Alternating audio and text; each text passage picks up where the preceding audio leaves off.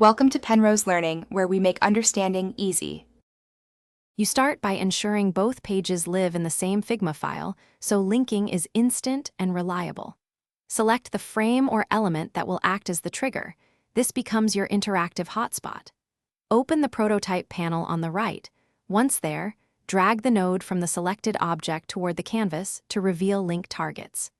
Choose the destination page or specific frame. This is how you tell Figma where to go when the user clicks.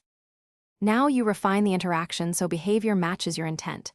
You pick the interaction type like on click or while hover. This determines when the link fires.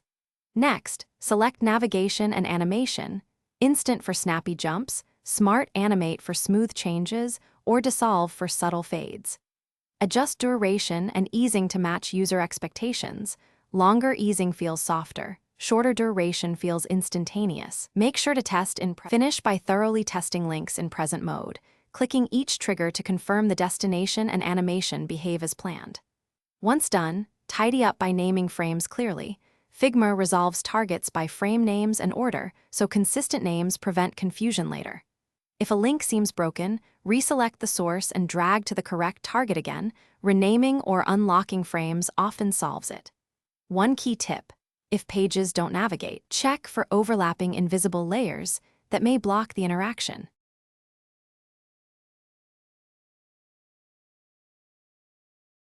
Thanks for watching. If this was helpful, leave a like and consider subscribing. See you next time.